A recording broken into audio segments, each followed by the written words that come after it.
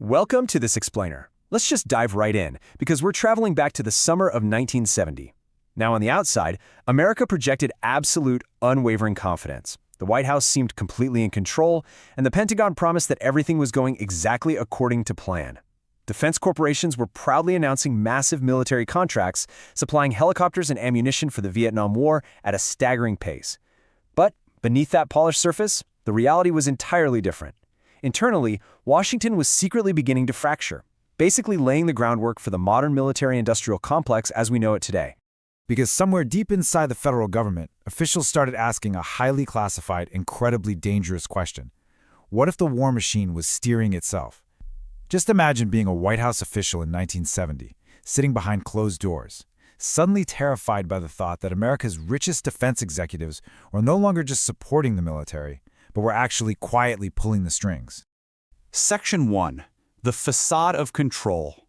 To really grasp the massive gulf between the government's projected power and reality, we have to look at the absolute chaos of this moment right outside the Oval Office. It's a total pressure cooker. In the spring, the Cambodian campaign triggers intense nationwide outrage.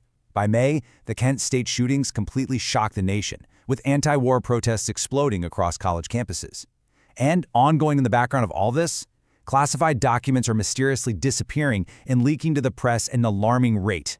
So you end up with this massive divide in perception. Publicly, defense corporations were celebrated as patriotic engines stepping up to support the military. But internally, behind closed doors, White House aides were deeply paranoid about a dangerous imbalance of corporate power.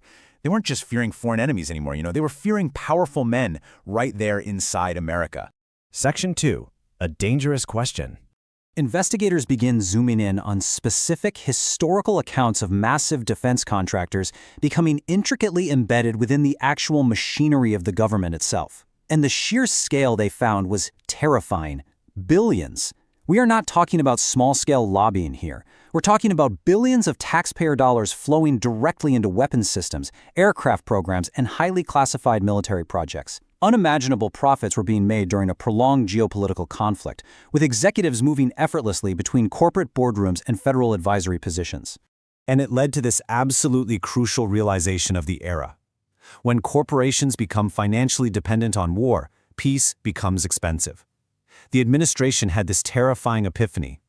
What if the war had inadvertently created a class of untouchable billionaires? If massive corporations rely on military spending just to survive, well, a sudden end to the war would be an absolute economic disaster for them. Section 3. The Profit of Paranoia. So investigators started wondering if these corporate giants possessed too much extraordinary classified knowledge about military planning and covert operations. Because this was a deeply interconnected system, it's the classic revolving door in action. Former military officers taking seats on corporate boards, defense lobbyists roaming the halls of Capitol Hill every single day, universities relying on military research funding, and tech firms growing completely dependent on government defense partnerships. The line between national defense and private corporate power wasn't just blurred, it had virtually disappeared. That interconnected system created what we now define as the Cold War economy. It was an unprecedented concentration of wealth where entire regions and financial institutions depended on military contracts for survival. This wasn't just a temporary war effort anymore. It had completely transformed into a massive, systemic financial machine that sustained entire industries. Section 4. A system protecting itself. Now, once a machine gets that incredibly big, it inherently protects its own survival. And when the White House realized this, it sent them into a devastating cycle of extreme paranoia. A straight descent into chaos. Step 1. Sensitive, classified documents concerning military operations leak to the press. Step 2. The administration responds by intensifying internal surveillance, literally using private investigators and secret recording systems to find hidden enemies. Step 3. Trust inside the administration totally collapses. They didn't just distrust outsiders anymore. Eventually, they barely even trusted themselves. And this led to a growing, top-secret fear that wealth itself had become a national security issue. Think about the weight of that. Some officials inside the government allegedly suspected that wealthy elites were privately pressuring decision-makers to keep the war alive purely to protect their corporate profits. It was a fear that extreme wealth had essentially hijacked national security. Section 5. The breaking point. As everyday Americans began watching soldiers lose their lives overseas while corporations earned literal fortunes at home, the explosive public perception threatened the very legitimacy of the U.S. government. The dam finally broke with two historical earthquakes. First, the Pentagon Papers exposed shocking internal deceptions about the realities of Vietnam. And then, Watergate, the political espionage scandal that ultimately shattered the Nixon presidency entirely. The paranoia of 1970 directly paved the way for these massive collapses of public confidence in American institutions. Suddenly, those whispered private fears of 1970 didn't seem so crazy, did they?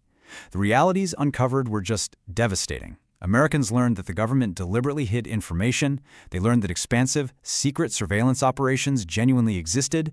They learned that political espionage was a harsh reality. And most importantly, they learned that powerful institutions will always act to protect themselves first.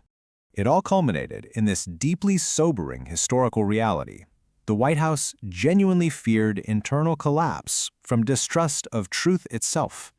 The Nixon administration was absolutely paralyzed by distrust. Distrust of the media, distrust of the elites, distrust of massive corporations, and ultimately, a distrust of truth itself. When a superpower reaches that level of internal paranoia, every single decision becomes incredibly dangerous. And that leaves us staring at the ultimate provocative question. Who was really steering the war machine? What investigations into corporate power were never actually made official? What private conversations between billionaires and politicians were deliberately kept off the record? It really forces us to ask what truths about the mechanics of power were never meant to escape the room, and how much control we actually have over the systems we build. Thank you so much for joining me for this explainer. I hope it gave you a totally new lens on this fascinating piece of history. Keep learning and keep questioning.